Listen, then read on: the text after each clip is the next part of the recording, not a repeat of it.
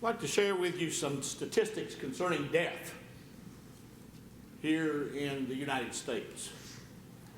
7,452 people in the United States die every day.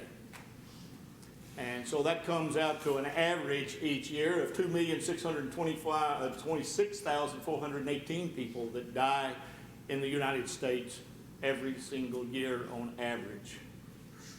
1.4 million gun deaths have been recorded in the last 40 years, and this is 25 times more than in any other country in the entire world. There's a lot of unrest, there's a lot of bad things going on in the Middle East and in other places of the world, and they can't hold a candle to us as far as the killing of one another using guns. Unintentional injury and homicide is the leading cause of death among the 15 to 24-year-old age group.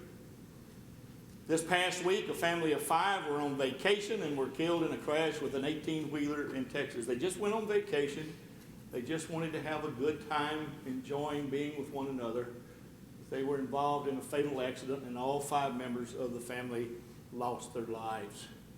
A woman deliberately killed a family of 3 who were going on vacation by driving the wrong way on the highway, causing a head-on collision because her husband was going to leave her, and she got distraught, and she, for whatever reason, decided that if I've got to be this heartbroken, so must somebody else. And she deliberately took the lives of these 3 people.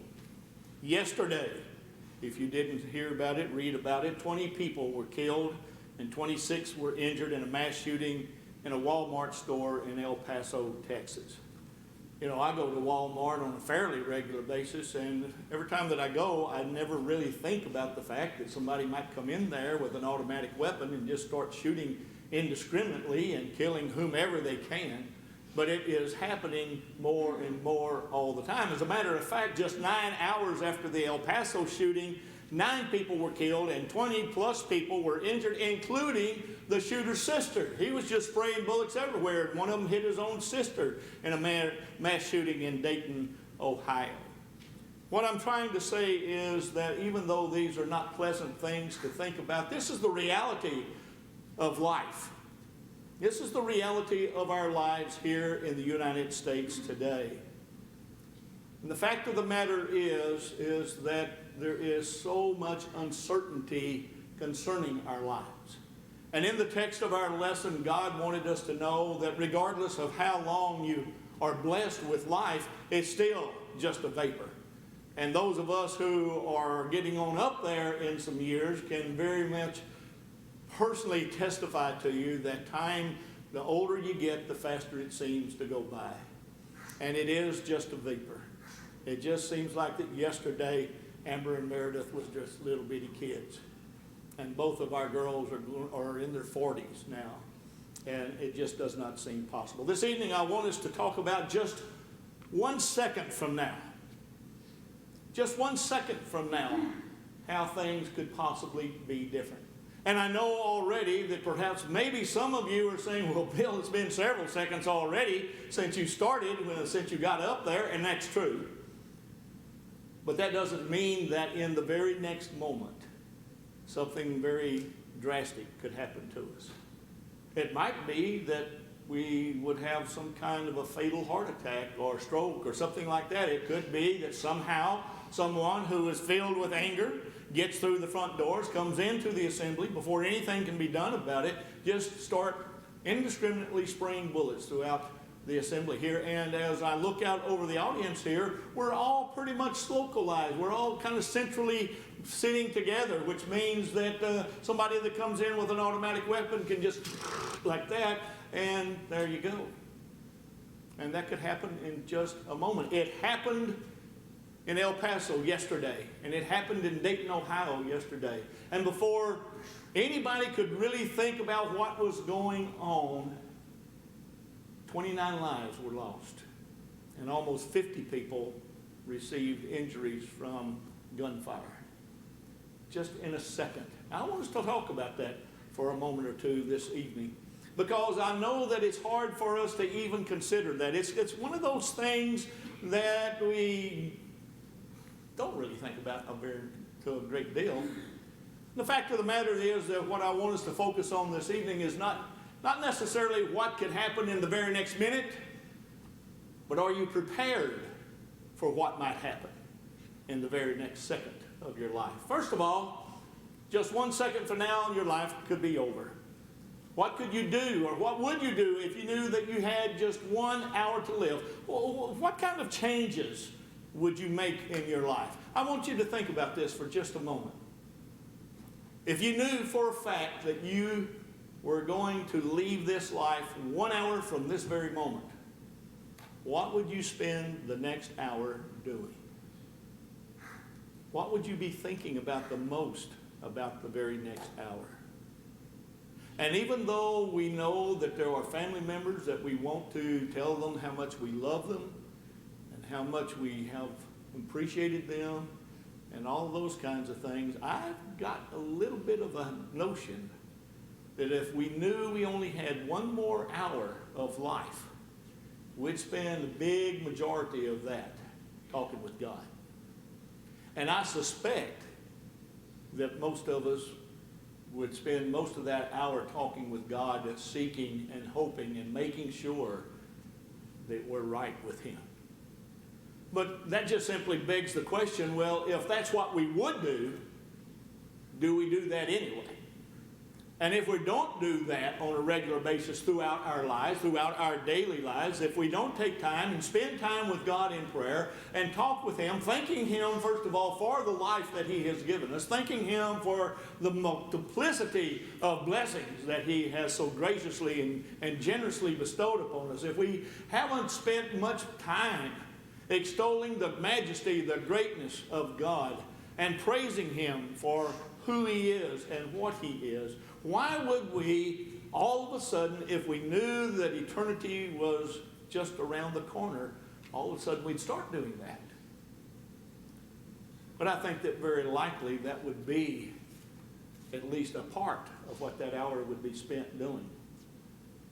Cesar Borgia was an unbeliever. And on his deathbed he says, "While I lived, I provided for everything but death. Now I must die, and am unprepared to die." And that's the reason why I wanted to present this lesson this evening, kind of almost in a strange way, perhaps, in a follow-up of this morning's lesson about how marvelous it is to know about the grace of God and how much He wants us to be saved and how much He wants us to have security in our lives and how much that He wants us to have the situation to where even if someone in the very next instant took our lives from us, that would be okay. Because all they would be doing would be punching our ticket home, so to speak. But here was a man who lived denying the existence of God, denying the reality of God, and on his deathbed came to realize, you know what, I've just been fooling myself all this time. I provided for everything but death, he said, and now I must die, and I am unprepared for it. And that's the reason why God tells us in the text of our lesson, why I had it emphasized in the text of our lesson, that our lives are just a vapor. And though it's been a number of seconds since I got up here, there's not a single one of you, including myself, that could guarantee that you would see or hear or realize the very next moment. Because we do not have that promise to us. And God makes that perfectly clear. And that's the reason why He emphasizes in His Word so very, very much about being prepared for the next moment. And in many of His parables, that's exactly what He said. That come like a thief in the night, when you're least expecting it. Are you going to be ready for that? In the very next second, you could be in eternity. And eternity doesn't have all those letters in it, does it? Had happy fingers on that word, didn't I? It's an existence that has no end. It's where your eternal fate is sealed. You know, I found out something very interesting this week working on this sermon, that Pope Benedict XVI, the previous pope to the one that is pope now. I did not know this, but he brought back in the Catholic Church the concept of purgatory. Maybe the Catholic Church was going broke or something, but he brought back purgatory and the idea that family members could pray for and buy their loved ones out of this purgatory back into the graces of God so that they could be with God in eternity. The Bible certainly does not teach and support such an idea as that. As a matter of fact, it's just the opposite. God makes it very, very, very, very clear to us that our lives here upon this earth is really kind of a testing time. And it's a preparatory time. It's a time where we are supposed to be getting ourselves ready for whatever happens to us in our lives. And especially we're supposed to be getting ourselves ready if our lives are cut short unexpectedly, or if our Lord should return, which all Christians should certainly be looking for. The Apostle John closed the Revelation 2,000 years ago with a very short prayer, "Come, Lord Jesus." I believe with all my heart that a Christian who knows and has confidence and lives in hope of eternal life, and especially in consideration of what life upon this earth is like right now anyway, that should be a very frequent prayer of ours. Come, Lord Jesus, just get me out of this mess. Because it's tough down here. It's hard down here. And I have to deal with Satan every single day. And it's getting more and more dangerous down here. And heaven is such a glorious place. Just come and take me home. Because we sing that song, don't we? This world is not my home. And we should have such a longing to go home, to our real home. Our home that is with God. In that paradise of heaven that Adam and Eve got a good picture of in the Garden of Eden before they failed by transgression. It's an existence that will never end. I think about this every now and then. I think about Cain, one of the first people to live on the face of this earth, and he killed his brother. And there's no indication in the scriptures that Cain ever made himself right with God. There's just nothing to indicate that at all. The last thing that we hear is that God drove him out from his presence, and he went away from the presence of the Lord. So best I can tell from what the scriptures teach me is for 6,000 years, Cain has been in torments, and he will forever be there. Because when you are in eternity, regardless of how you spell it, when we're in eternity, you're there. There is no change. We read about that in Luke 16, just a part of the story concerning the rich man and Lazarus. Now the poor man died and was carried away by the angels to Abraham's bosom, and the rich man also died and was buried. I want you to pay close attention to the contrast that is in that very first verse there. Now the poor man died and was carried away by the angels to Abraham's bosom. The tenderness, the love, the kindness, the genuineness of this man who spent his life loving God, contrasted with the rich man who also died and was buried. Very cold, very final. In Hades, he lifted up his eyes, being in torment, and saw Abraham far away and Lazarus in his bosom. And he cried out and said, "Father Abraham, have mercy on me, and send Lazarus so he may dip the tip of his finger in water and cool off my tongue, for I am in agony in this flame." The King James Version says, "I am in torment in this flame." But I want you to notice here that God is, and Jesus in this particular story, this particular parable that he is teaching, or whatever, even if it's a reality, what Jesus is saying here, he's giving us a little bit of an idea about what the torments of eternal hell is like. That even someone dipping their finger in some water, and just one little drop of water placed on somebody's tongue would represent some just amazing relief.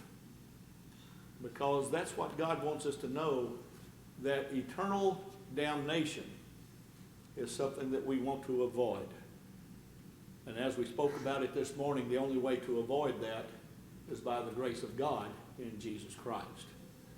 But Abraham said, child, remember that during your life you received your good things, and likewise Lazarus bad things, but now he is being comforted here, and you are in agony. And beside all this, between us and you, there is a great chasm fixed, so that those who wish to come over from here to you will not be able, and that none may cross over from there to us. And if I read that statement correctly, what the lesson there is, wherever you start in eternity, that's where you stay. Forever and ever and ever.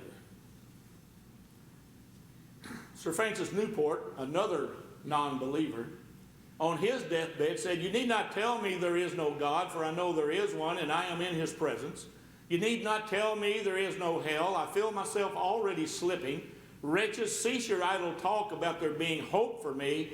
I know I am lost forever. Oh, that fire. Oh, the insufferable pains of hell. Millions and millions of years will bring me no nearer the end of my torments than one poor hour.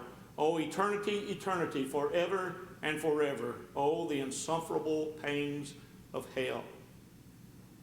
These are some of the last words that this man who refused to acknowledge God his entire life, on his deathbed, uttered these words. The scriptures tell us that God puts eternity into man's heart.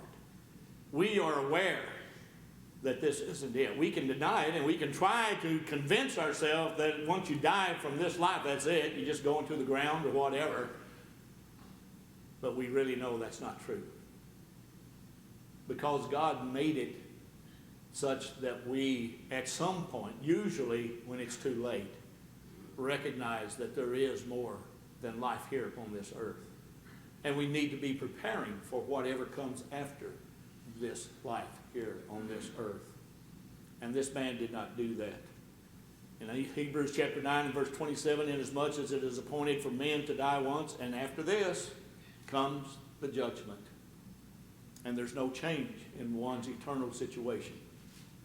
And when just 1 second from now, all earthly possessions you have could mean absolutely nothing to you. And all of us are in the exact same boat. All of us like the niceties of this life, and there's nothing wrong with that. There's nothing wrong with hard work so that you can provide for yourself, for your family, whatever, a nice place to live, plenty of food, clothing, some nice things to satisfy your need for some entertainment from time to time. Those are all things that to some degree we all spend time thinking about pursuing those kinds of trappings that are of this life. And there's really nothing wrong with that, unless, of course, that is what consumes us. Unless, of course, if that becomes what is put first in our lives, rather than our relationship with God. Jesus himself made the statement, for what will it profit a man if he gains the whole world and forfeits his soul? Or what will a man give in exchange for his soul? It's a good question. And I believe that what Jesus is saying, not only is he asking a question, but by inference he is saying, listen, if you were some way or another to gain all the treasures that this earth has to offer you, and you lose your soul, you've made a bad deal. You've made a real bad deal. And we're told there in Luke chapter 12 and verse 20 and 21, you remember the account of the rich fool. His land brought forth plentiful bounty of harvest, and his barns were too small, and he tore those down and built bigger barns, and he says, sit back, take your ease, you've got it made. And we read there how that God said to him, you fool. This very night your soul is required of you. And now who will own what you have prepared? And so is the man who stores up treasure for himself and is not rich toward God. In our vacation Bible school, in one of the lessons that we had, that was one of the questions that I asked those in the adult class up here in the auditorium. How much treasure have you laid up for yourself in heaven? What's your bank account in heaven? By your obedience to God and his will, and going about doing good, as we have example from our Savior.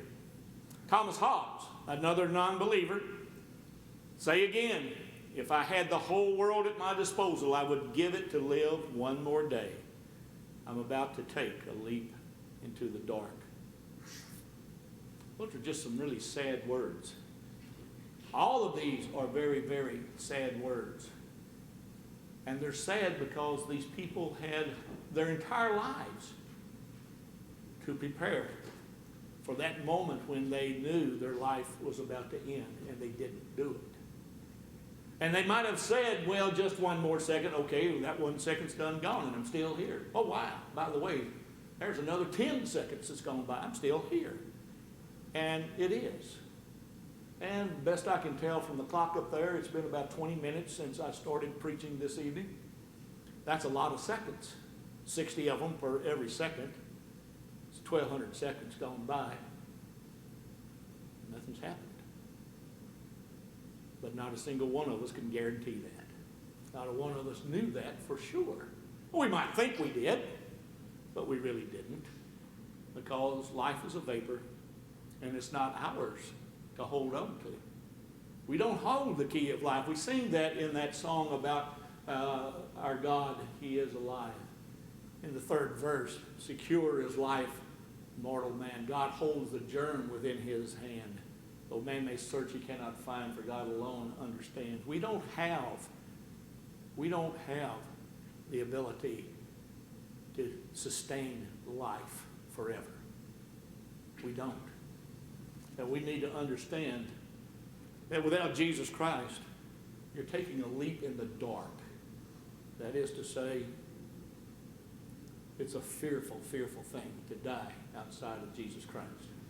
On the other hand, we've got the French philosopher Voltaire, who once said, 100 years from my death, the Bible will be a museum piece. I think it's just maybe the height of, karma or whatever you want to call it, that 100 years after his death, the French Bible Society set up its headquarters in Voltaire's home there in Paris. He said 100 years from now, after I die, nobody will even have a Bible. It'll be just in museums because nobody will care anything about it. And now they've got the headquarters for the French Bible Society there. It's the place where they take the orders and provide for the printing of God's Word. And it continues there even to this very day. Voltaire, on his deathbed, said, I am abandoned by God and man. I will give you half of what I am worth if you will give me 6 months to live. He said this to his doctor, Dr. Fauchin, who told him it could not be. Then I shall die and go to hell. And the lady who was his nurse standing by his bed while he was dying said, for all the money in Europe, I wouldn't want to see another unbeliever die. All night long, he cried for forgiveness. And who do you think he was asking for forgiveness? But the God that he had denied his entire life. Because you see, the prospect of not being here the very next second is a frightening prospect if you don't have Jesus Christ as your Savior. If you haven't been washed in the blood of the Lamb in your obedience to His commands, then the next moment could be the worst. On the other hand, the very next second could be the very best, because the next very second could put you in the presence of Jesus Christ. Paul wrote to the church at Philippi and he says, but I am hard pressed from both directions, having the desire to depart and be with Christ, for that is much better. The question for all of us this evening is right now, what is your situation? What is your situation as far as the next moment? We saw at the beginning of the lesson this evening that thousands upon thousands of people, sometimes in mass shootings, 20 or more people unexpectedly have their lives taken from them.